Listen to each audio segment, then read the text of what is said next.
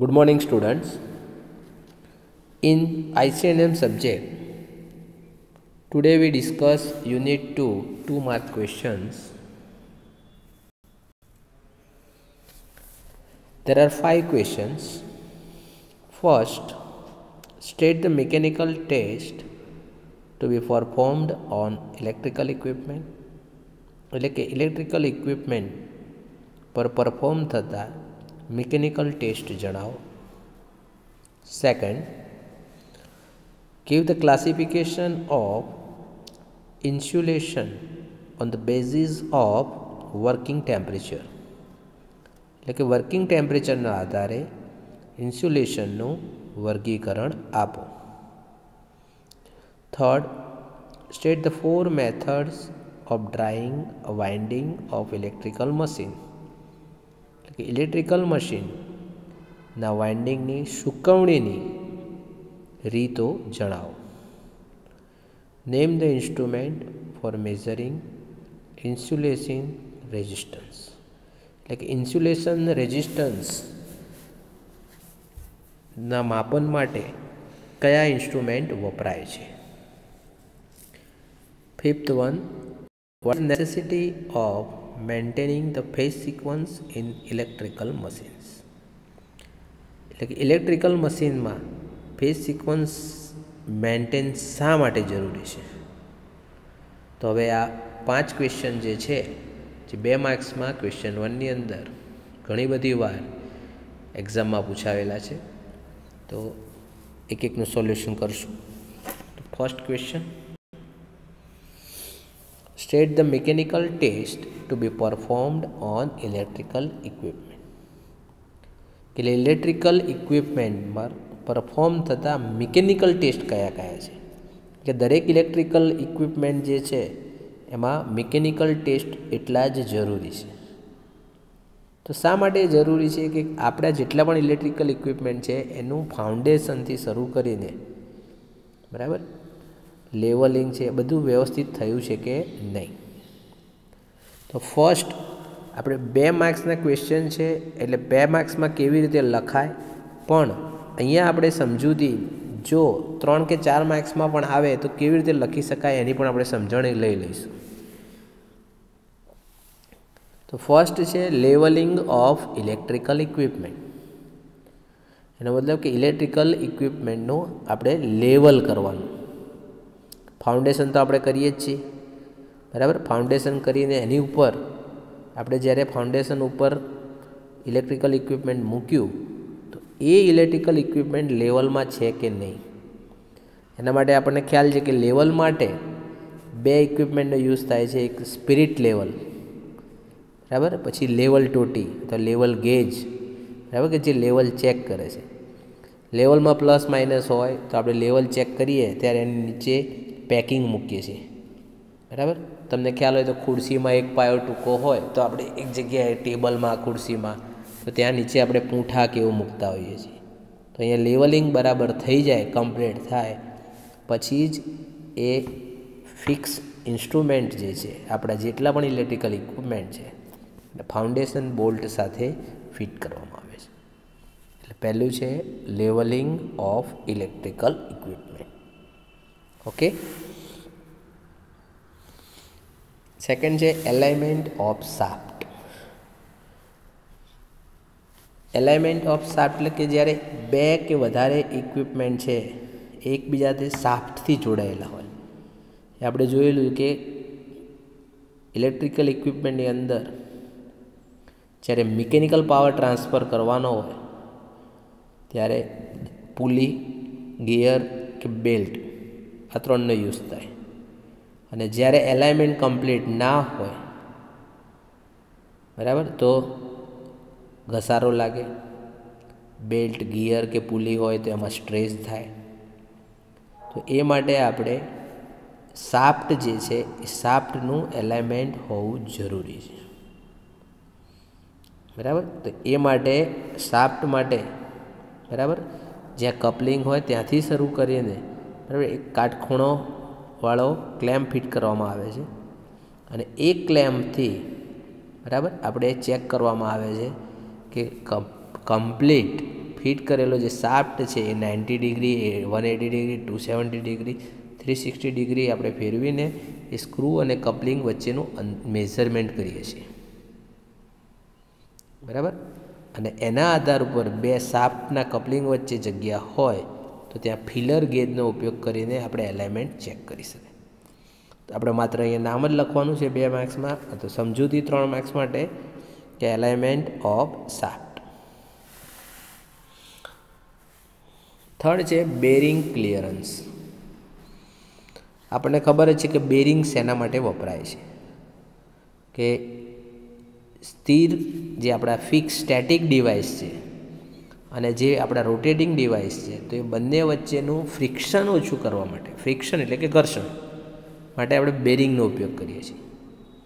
હવે બેરિંગ જે છે એ એક ફિક્સ જગ્યાએ હોય. બેરિંગમાં જો જગ્યા વધારે હોય, બરાબર, તો ત્યાં વાઇબ્રેશન આવે, અને વાઇબ્રેશન આવે તો આપણું એલાઇનમેન્ટ તૂટી જાય. આ એલાઇનમેન્ટ ના તૂટે, બરાબર, એટલા માટે આપણે એનું બેરિંગ ક્લિયરન્સ પરફેક્ટ હોવું જોઈએ. વધારે હોય તો પણ પ્રોબ્લેમ થાય, અને ઓછું હોય બેરિંગ ક્લિયરન્સ તો ફ્રિક્શનના કારણે ત્યાં હીટ ઉત્પન્ન થાય, અને હીટ ઉત્પન્ન થાય એટલે ત્યાં વધારે ટેમ્પરેચર ઇન્ક્રીઝ થાય. તો આ ઓછું કરવા માટે આપણે ગ્રીસ કે ઓઇલનો યુઝ કરીએ છીએ. પછી તમને ખ્યાલ હશે કે ઓઇલ સીલ પણ આવે. પછી ઘણા ઇક્વિપમેન્ટની અંદર હાઇડ્રોજન કુલિંગનો પણ ઉપયોગ થાય છે. તો આ રીતે આપણે બેરિંગનું ક્લિયરન્સ રાખવામાં આવે છે.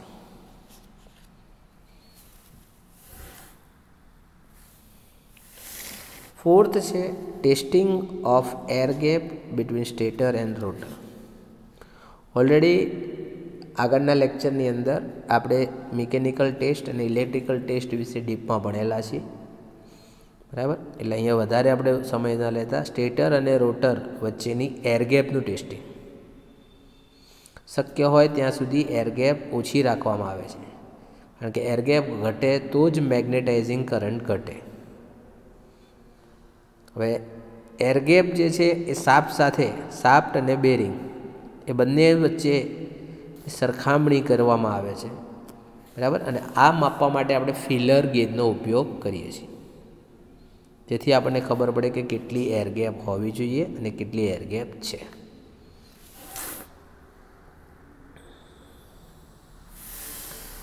પાંચમું છે, fifth one is vibration test for rotating electrical machine.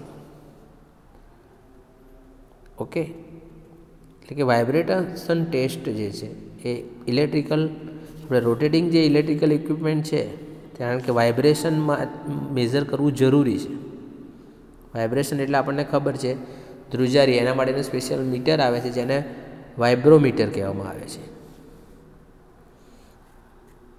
Okay, તો આ 5 એના આન્સર છે. State the mechanical test to be perform on electrical equipment. 2 માર્કમાં આવે તો આપણે આ 5ના નામ લખશું, અને વધારે માર્ક્સમાં આવે તો એને ડીપમાં સમજાવીશું. બીજો ક્વેશ્ચન છે, give the classification of insulation on the basis of working temperature. એટલે કે વર્કિંગ ટેમ્પરેચરના આધારે ઇન્સ્યુલેશનનું વર્ગીકરણ. આ ઓલરેડી આપણે સમજાવેલું છે પ્રેક્ટિકલ 4ની અંદર. ICNMના પ્રેક્ટિકલ 4માં આ આવેલું છે. ફરીથી કે ઇન્સ્યુલેશન એટલે કે આપણું જે કંડક્ટર છે, કંડક્ટરની ઉપર એક પ્રકારનું ઇન્સ્યુલન હોય છે. તો એ ઇન્સ્યુલેશન કલર પ્રમાણે હોય છે, એ આપણને ખબર છે. બીજું એનું થિકનેસ. તો અહીંયા ટેમ્પરેચરના આધારે, વર્કિંગ ટેમ્પરેચરના આધારે એને અલગ અલગ ભાગમાં વહેંચવામાં આવેલા છે. તો Y0 અથવા Y બરાબર પહેલાંનું જેને સૌથી પહેલું, તો 90 ડિગ્રી સેલ્સિયસ, અહીંયા પ્રિન્ટિંગ મિસ્ટેક છે, જે ઈસ્ટુ આવી ગયું છે, 90 ડિગ્રી સેલ્સિયસ છે. 90 ડિગ્રી સેલ્સિયસ મેક્સિમમ ટેમ્પરેચર હોય ત્યારે એ ક્લાસ છે એનો ઇન્સ્યુલેશનનો Y0, બરાબર. Y0નો મીન્સ થાય છે કે પહેલાં અત્યારે Y નામ છે, પહેલાં O નામ હતું.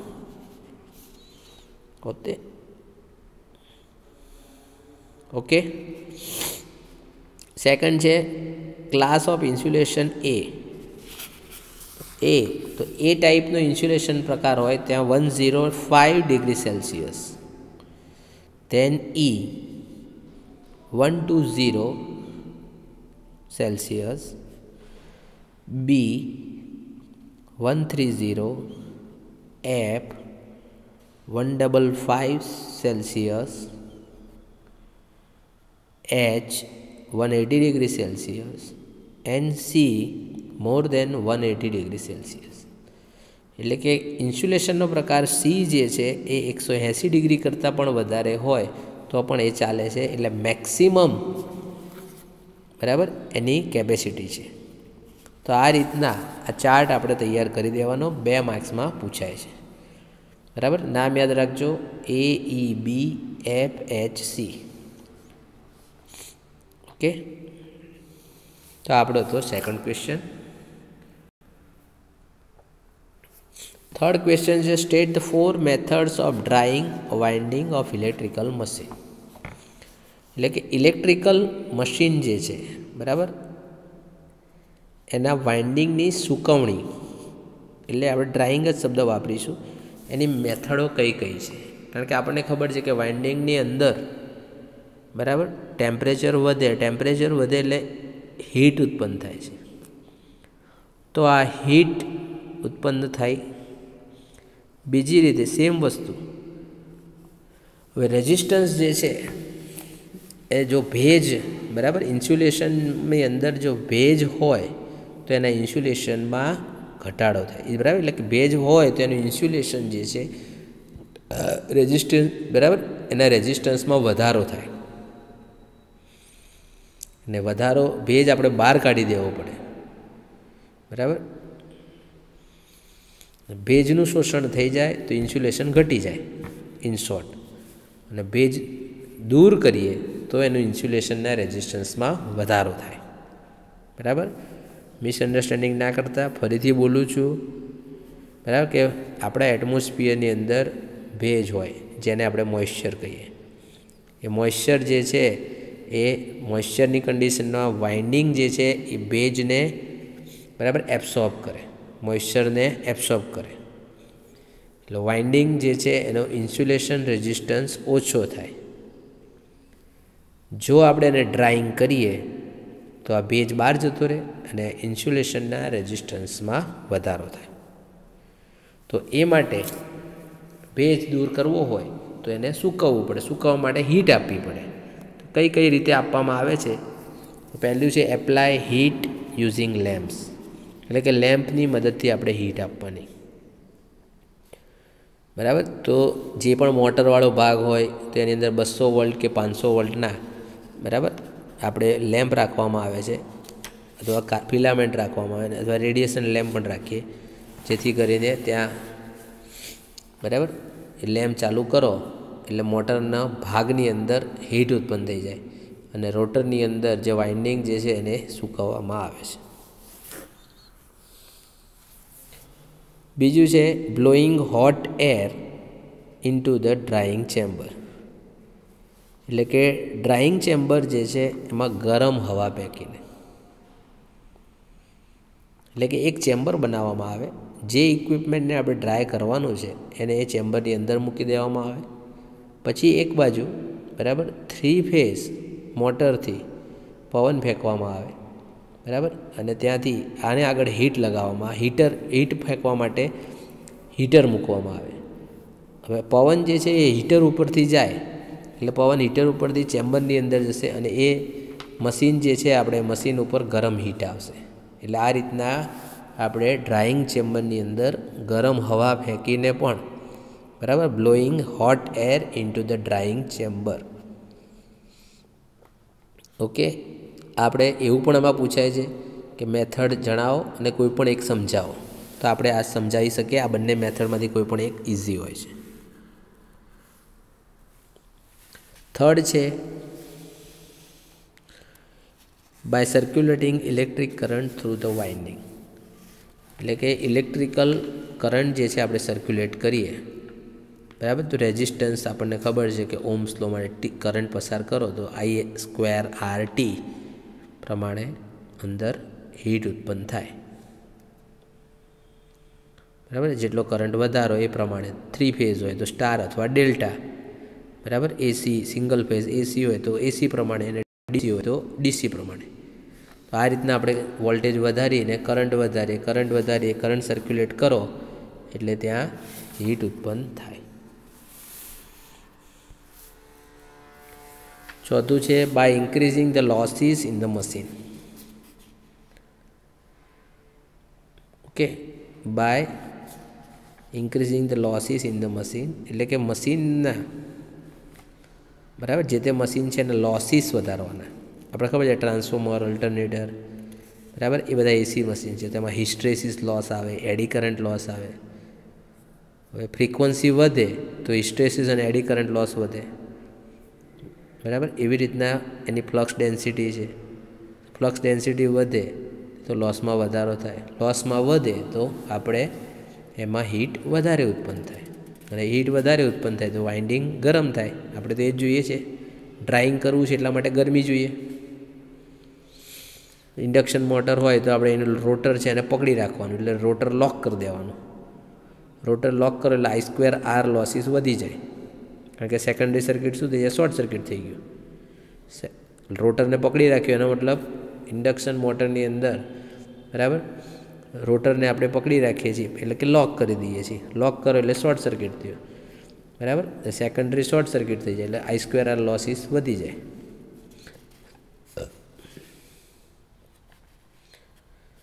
फोर्थ वन, बराबर, आ 4 मेथड है। 5મી मेथड है by stopping the cooling system, एटले के कूलिंग सिस्टम बंद करिए कि मोटर जनरेटर ने आपणे ट्रांसफॉर्मर है, मोटर है, जनरेटर है, ठंडा पड़वा माटे आपणे कूलिंग सिस्टम वापरीए छीए। तो ये कूलिंग सिस्टम जे छे आपणे एने बंद कर देवानी। ऑटोमेटिक कूलिंग सिस्टम बंद करो तो एना टेम्परेचर में वधारो थाय। ओके, तो आ 5 मेथड है, एमांथी कोईपण 4 लखी शकाय। पर्टिक्युलर इंडक्शन मोटर की बात करें तो एमां एक क्रिम्पिंग स्पीडनी मेथड है, बराबर, पण एना आपणे जरूर नथी। फोर्थ क्वेश्चन है name the instrument for measuring insulation resistance, एटले के इंसुलेशन रेजिस्टन्स मापवा माटे कया कया मेजरिंग इंस्ट्रूमेंट वपराय छे, जे आपणे खबर ज छे। एक तो मेगर अने बीजुं जे छे इंसुलेशन टेस्टर, बराबर। मेगर वडे आपणे मापी सकीए अने बीजुं जे छे आपणे शेना वडे मापी सकीए छीए, इंसुलेशन टेस्टर वडे, बराबर। तो इंसुलेशन टेस्टर अने मेजर वडे आपणे एटले इंसुलेशननुं रेजिस्टन्स मेजर करी शकीए। हवे लास्ट अने 5मो question, what is the necessity of maintaining the phase sequence in electrical machine. तो बहुत जरूरी है आपणे पण जाणवुं फेज सीक्वन्स के ज्यारे 3 फेज मशीन होय तो 3 फेज मशीननी अंदर RYB, 3 फेज मशीननी अंदर RYB एम फेज सीक्वन्स आवे छे। तो आपणे फेज सीक्वन्स जरूरी है, बराबर। तो शा माटे जरूरी है, अहींया प्रश्न ए छे फेज सीक्वन्स, बराबर। एना माटे फेज सीक्वन्स इंडिकेटर पण मूकवामां आवे छे, कारण के 3 फेज होय तो 3 फेजना वोल्टेज एक सरखा समये मैक्सिमम ना होय, बराबर। तो एनो फेज सीक्वन्स कोने कहेवाय के ए फेजना मैक्सिमम थवानो जे क्रम है एने सीक्वन्स कहेवाय। के पहला RYB एनो मतलब पहला R फेज मैक्सिमम थाय, बराबर, पछी Y, पछी B एम एवी रीतना, बराबर। अने ए क्यारे जरूरी है कि आपणे एने पेरेलल में चलाववाना होय,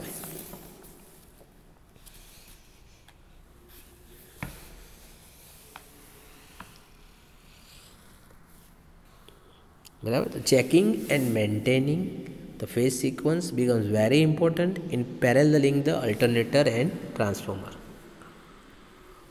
अने शॉर्ट सर्किट, बराबर, कारण के फेज सीक्वन्स आपणे बराबर ना होय तो शॉर्ट सर्किट थाय, अने शॉर्ट सर्किट थाय तो इक्विपमेंट ने नुकसान थाय, एटले शॉर्ट सर्किट फ्लो थाय, short circuit current flow and winding is damaged if the machines are connected in parallel when the phase sequence is not same. phase sequence बराबर न होय त्यारे शॉर्ट सर्किट करंट फ्लो थाय. Short circuit current flow थाय એટલે ઇક્વિપમેન્ટને નુકસાન થાય. Okay, thank you very much.